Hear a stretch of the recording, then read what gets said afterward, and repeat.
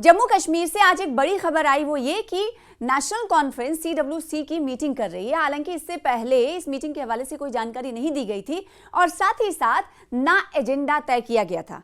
Agenda शायद party के अंदर खाने तय किया गया होगा, लेकिन इसकी जानकारी मीडिया नुमाइंदों को नहीं दी गई थी। और आज ये 2 रोज़ा जब तक ये मीटिंग मुनक्किद होती तब तक इस मीटिंग के हवाले से नहीं मालूम हो पाया था कि ये 2 दिनों तक मीटिंग जारी रहेगी। लेकिन जैसे ही पहले दिन की मीटिंग खत्म हुई, नासिर असलम वानी जो कि CM के सलाहकार हैं, उन्होंने बाहर आकर कहा कि आज हम तो मीटिंग के हवाले से कुछ जानकारी नहीं दे सकते, लेकिन कल जरूर हम आपको प्रेस ब्रीफिंग में जानकारी देंगे कि मीटिंग का एजेंडा क्या था। अब सवाल ये उठता है कि CWC का एक मेंबर है आगा सैयद रूहुल्ला भी, लेकिन उन्हें इस मीटिंग में शामिल होने के लिए मदऊ नहीं किया गया, यानी दावतनामा नहीं भेजा गया।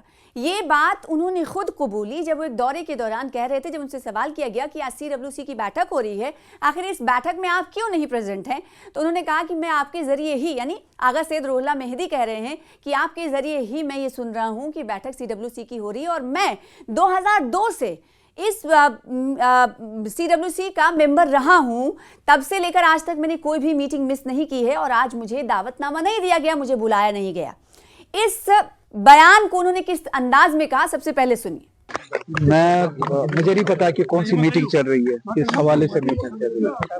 अगर वर्किंग कमेटी की मीटिंग चल रही है तो मैं वर्किंग कमेटी का परमानेंट मेंबर हूँ।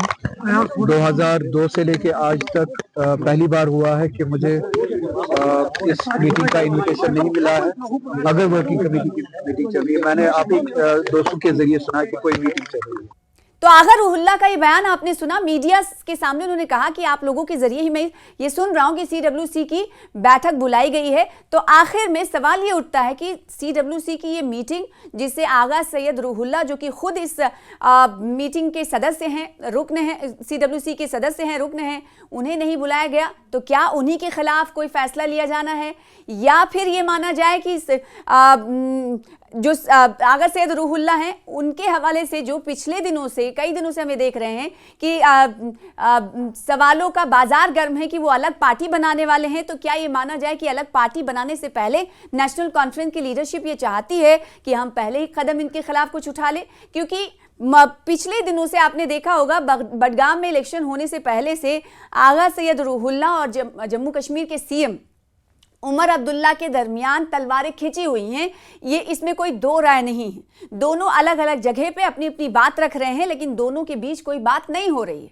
तो इतना तो तय है कि CWC की मीटिंग में बुलाया नहीं जाना, दावतनामा आगा सैयद रूहुल्ला को नहीं देना, इस बात के इशारे देता है, कवि इशारे देता है, यानी इस बात को हम कह सकते हैं कि हो सकता है आगा सैयद रूहुल्ला के हवाले से ही फैसला लिया जा रहा हो कि क्या कुछ कदम आने वाले दिनों में उनको लेकर उठाए जाने हैं।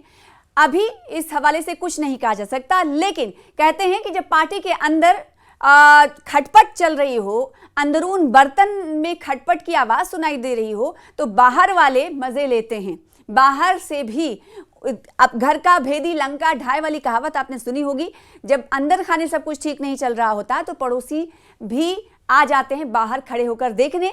ऐसे में बीजेपी मौके का फायदा उठाकर ये कह रही है कि जो मीटिंग हो रही है 2 रोज़ा, उस मीटिंग में कोई आवाम के मुद्दे पर बहस नहीं हो रही है, बातचीत नहीं हो रही है, कुछ जो पुराने जो वादे किए गए थे इंतखाबी मंशूर में उसे पूरा करने की बात नहीं हो रही है।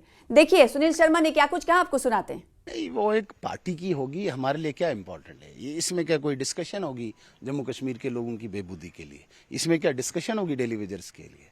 इसमें क्या डिस्कशन होगी NYC या रहबरी तालीम के लिए? इसमें क्या डिस्कशन होगी पानी बिजली देने के लिए? इसमें डिस्कशन होगी इनकी लड़ाइयों की, इसमें डिस्कशन होगी इनकी मिनिस्ट्रीज की जो ये एक्सपेंशन नहीं कर पा रहे हैं, इसमें लड़ाई होगी बाप बेटे की, इसमें लड़ाई होगी दादा पोते की। इसमें कौन सी वो डिस्कशन होनी है जम्मू कश्मीर की? मैं सुना है आगा रूहुल्ला पे वही ना, अंतर कला इन फाइटिंग, अंदर की लड़ाई। आगा रूहुल्ला जैसे बहुत रूहुल्ला इनके अंदर लड़ाइयां लड़ रहे हैं, उस पे डिस्कशन होगी। यहाँ पे कोई रेजोल्यूशन नहीं पास होना है कि जम्मू कश्मीर की बेबूदी के लिए हम तरक्की के लिए काम करेंगे। इसलिए हमारे लिए कोई इंपॉर्टेंट नहीं है नेशनल कॉन्फ्रेंस की।